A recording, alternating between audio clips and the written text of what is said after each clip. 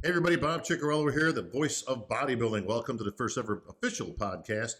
We're going to be covering all things in the NPC, the IFBB, and of course news and events from around the world, especially in the Pro League. That's where I'm proficient as your IFBB Pro League representative. I like to keep my eyes and ears to the ground. Recently, I just saw where my good friend Ronnie Coleman put out a statement, and I quote, "Dehydration almost killed me. Diuretics should be banned and contests should start testing." Now, I got a whole bunch of things to contribute to this.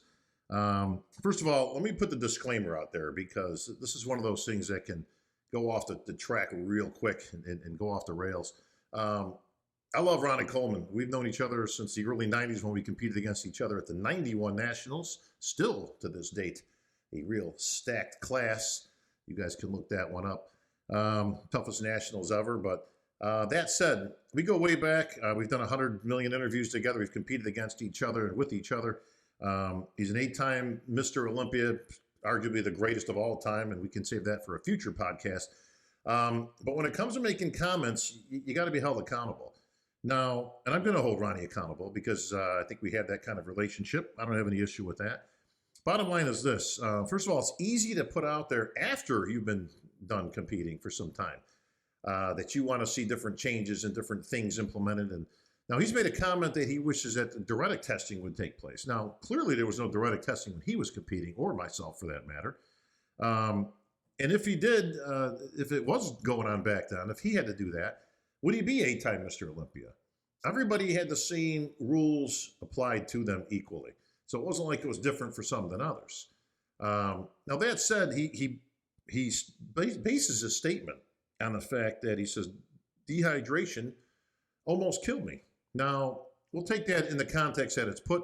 Ronnie has been very much on the record for a lot of years about how in this one particular Olympia, I'm not even sure he put a year to it, that he was feeling pretty bad. He wasn't even going to compete. Actually, he told his trainer, Chad Nichols, that he thought he was out of the show. He felt that bad, that drained of energy, didn't have the energy to even stand up. And again, he's been very vocal about this throughout the years. Now with the recent events, and we've had some athletes that have passed away, there are certain circumstances, we'll get into that in just a bit, that he feels like maybe this is a direction that we need to go. We being the federation. Now, Ronnie, you are a show promoter. You put on the Ronnie Coleman Classic, you and your partner Brian Dobson, who we all love and respect, have been around many, many years. You are an NPC and an IFBB promoter. You can drug test your show anytime you want. There are no restrictions from the Pro League or the NPC for that matter on making your show a drug-tested event. We do have drug-tested events that promoters do put on. There's not a lot of them, but they do have that ability, and they do. Some of them have been out there for years. So I'm saying if you're going to put that out there, then listen, put your money where your mouth is. Drug test your own show. Have it diuretic tested. You can have any kind of testing you want. Now, whether you pay for that, whether you extend that payment onto your athletes, and maybe they got to pay $150 per entry fee or whatever, that's completely up to you. But if you're going to make a statement, you have every ability to back it up. I put it in the same light as a couple of years ago when Arnold made a statement about how he was not pleased with the physiques that were showing up on stage, and he equated them to looking like bottles and some other fun stuff that he said. Actually, he said that in our seminar that we do on Sunday, which I thought was interesting at the time, but I thought the same thing, all things being equal. You've got an invitational. You can invite anybody you want. You can also not invite anybody you want. So if you want a certain kind of physique and you want to just invite those type of physiques, he would have every right to do so. You can do that with an invitational. Now, open shows are open, just as the name states. Come one, come all. If you're a valid member and good standing of the IFBB Pro League, you can go in any contest you want sanctioned by the IFBB Pro League. And amateurs, of course, are free to compete anywhere they want, inside or outside our own federation. So I don't want to, listen, I don't want to beat it to death with the Ronnie thing, but I do want to open this up for discussion. And I welcome all your comments to come on here and give me your 2 cents. I just think if you're going to put that out there, and if you're going to talk about, the direction of bodybuilding and maybe whether it's too extreme. This guy was the king of extremes. I mean, that's what made Ronnie the greatest, right? The fact that he could be 270, 80 pounds and ripped to shreds was what made Ronnie and the greatest and gave him his legacy. So, but if you're going to put this out there after you're done competing, because I don't remember Ronnie ever calling for drug testing during his 8-year run. So just saying, okay? That said, it will segue me into the next part, which is, yes, we have had some people that have passed away recently in the sport, in the world of bodybuilding. Now, that said, we've had, listen, people aren't dying on stage every day. We have many, many hundreds of shows, okay? And we have hundreds of thousands of bodybuilders competing every month in and around the world, okay? Here in the States, all over the U.S., and of course, abroad with our NPC worldwide that we put in just a few years ago. People are not dropping like flies, okay? Every time I see these comments, I just want to pull my hair out. Listen, you got to keep things in context, people. You know, and listen, I've lost some good friends on this. So I'm coming from a position of having some of my closest friends and people that I've known for years that have passed away. Phil Hernan, Matt Mendenhall has recently passed away. The Mountain Dog himself, John, he's gone. Yes, we have lost some people, but they're all different circumstances. And it's not all bodybuilding related. Okay, let's get off the drug train for a second. It's not about steroids. It's not about any of that stuff, okay? And to Ronnie's point, it's not even about the diuretics. If that was the case, you would have people dropping like flies, as everybody's using diuretics for shows and different things, from bikini to open bodybuilding. That's not unusual, all right, to hear. Now, use and abuse is two different worlds, okay? Listen, anybody pushing things to the edge, and anybody that's been in bodybuilding at a competitive level for any length of time will tell you that it's a sport built on extremes. Okay, you want to get the best conditioning possible while keeping the most muscle on your frame as possible. That's really the only two things you're looking to do in bodybuilding, to get yourself on stage and be compared and compete. Now, that said, that is highly individual. We've also seen a whole rash of comments coming from one of my colleagues in the business that talking about the gurus, the coaches, how should they be held responsible? All right.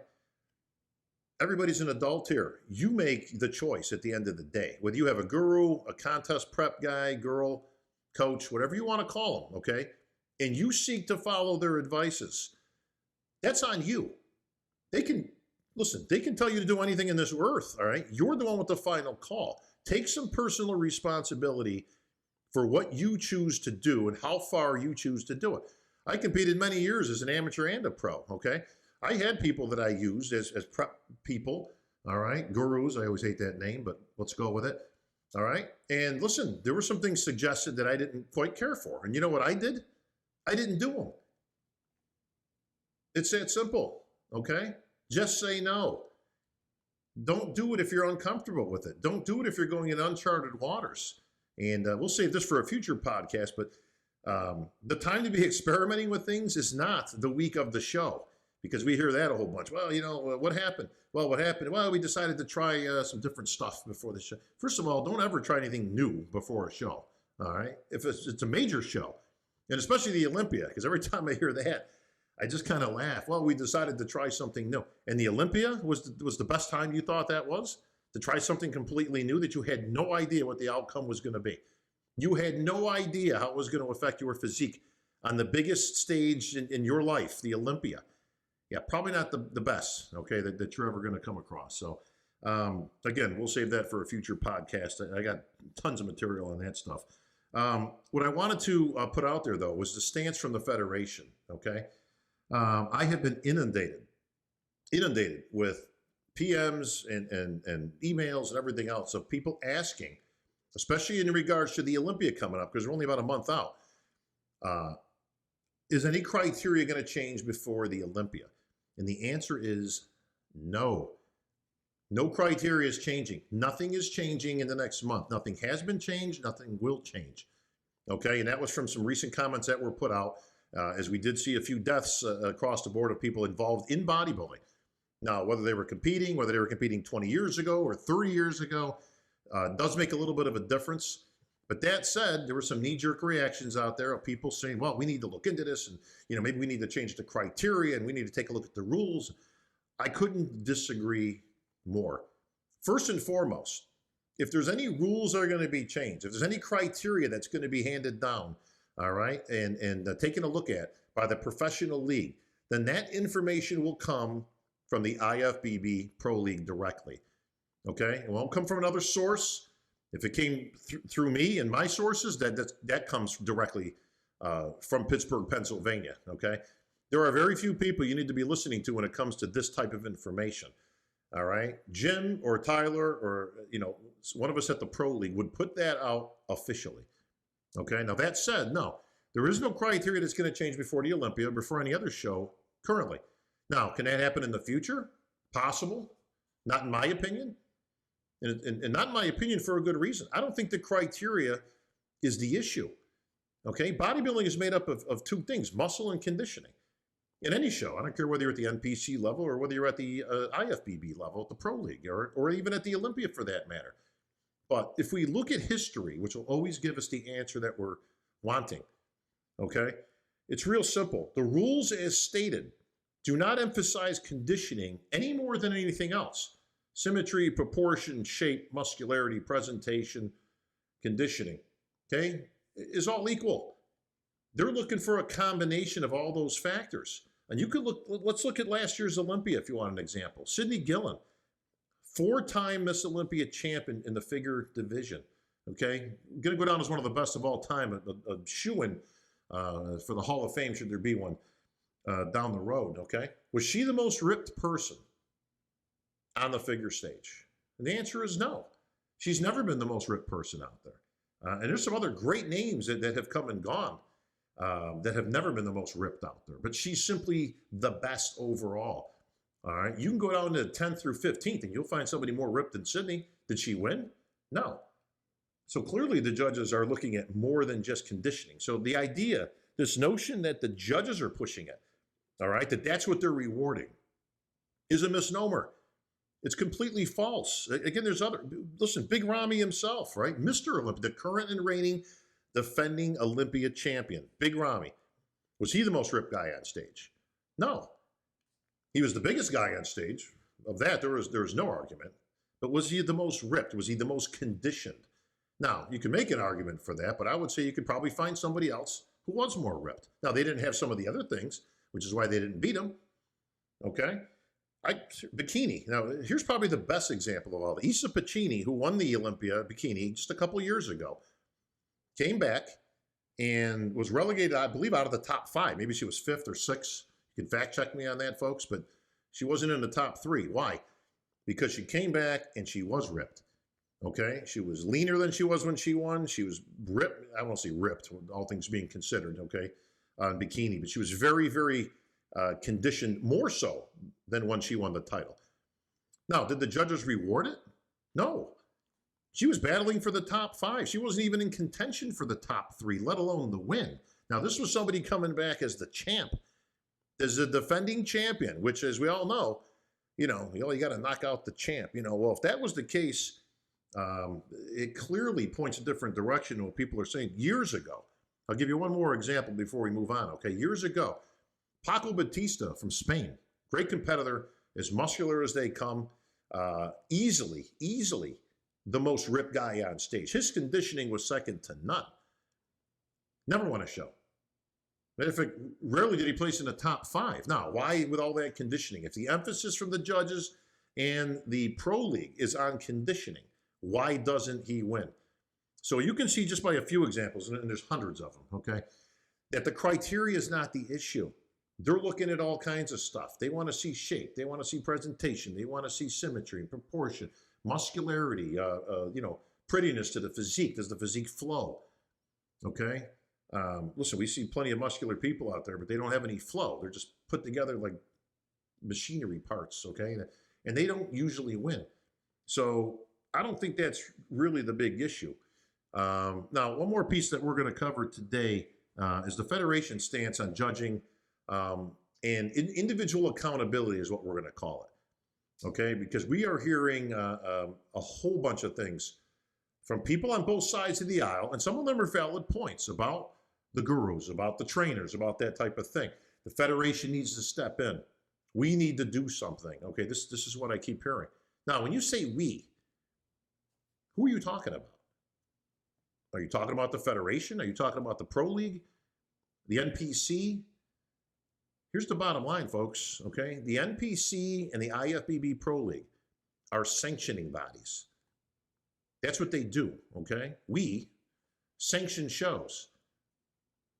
We give the stamp of approval that you can use the logo, you can use the brand, okay? If you'll notice on any poster you see, especially at the NPC, you're gonna see a number written, okay? A sanctioning number, okay? That's what you get when you're a promoter and you pay X amount of dollars and you get a sanction fee. Now, what that does is it entitles you to put on an NPC show, all right? You pay a sanction fee to the Pro League, it entitles you to put on an IFBB Pro League Pro show. And there are rules that you have to adhere to and such, okay? Now, most of those rules have to do with judging, of course, and context of the show, running order, things like that. Promoters have a whole bunch of freedom, okay, when it comes. Listen, you want to put bikini first and bodybuilding last, whatever. They don't get involved in that type of stuff. They do get involved in the basic rules and the judging criteria that is set forth. Now, why do I bring this up? Because there's a lot of that being thrown around with the, that we, again, the IFBB Pro League, let's just use that in context of the NPC as well, need to step in because there's gurus out there giving bad advice. They're killing people. They're dropping like flies, all these things that we're hearing. Listen, once again, individual accountability. The Pro League is not going to take a stance against a trainer, an institution, a gym, all right, things like that. We hear enough about, quote, politics in the sport, okay, which exists far less than anybody believes, especially at the pro level. And again, that's a whole other future podcast. But the Federation does not take a position when it comes to trainers, okay, people? They're not going to come out with some blanket statement against some trainer who's had allegations made against him by some disgruntled people, all right? And we've all seen this, especially recently, the last month or so. We have seen some pretty serious allegations against trainers for various things, sexual misconduct, giving out advice when they shouldn't be. They're not a doctor, okay? They have no business putting out, advice on things that can only come by prescription and by doctors and things like that. Once again, the Federation will not take a stance against those things. They don't get involved in personal matters. Now, if there's a problem legally, then you go to the authorities.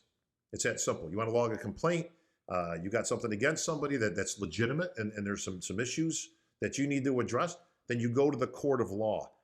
Go to your local police department, okay? You want to bring charges on somebody? Listen, you're free to do that. Again, the Federation does not get involved in those things. So people, please, stop with the we need to do something, okay? We don't. We don't. Those problems are individual and they should be handled individually, okay? That will dictate where those people go.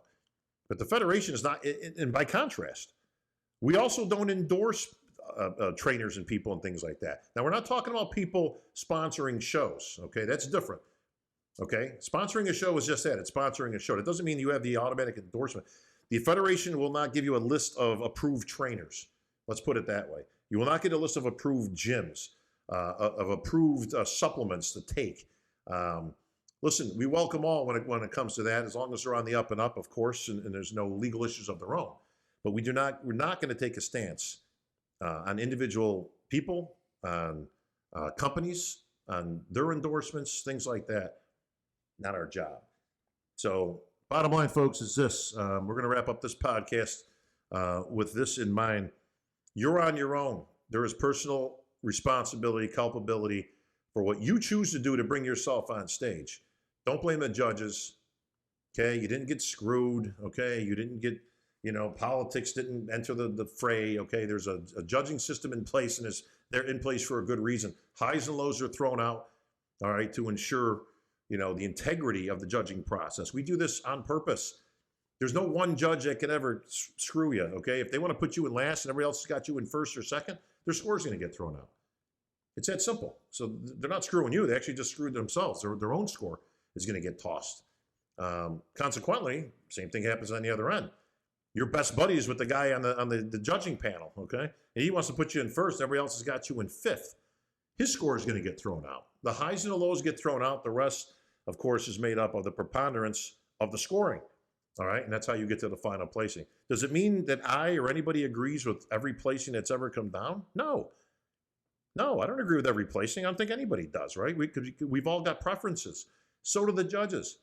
I've talked to Jim Mannion himself. He doesn't agree with every single decision. He's got a preference, and he's entitled to it, and every judge is entitled to it. That's why we have 7 of them on the panel, or 9, or in the case of the Olympia, like 13 judges, okay, which even ensures 2 highs and 2 lows. 4 scores are thrown out, all right, so that we have that medium score in the middle, okay, that represents what the judging panel thought and what they thought about the ultimate placings.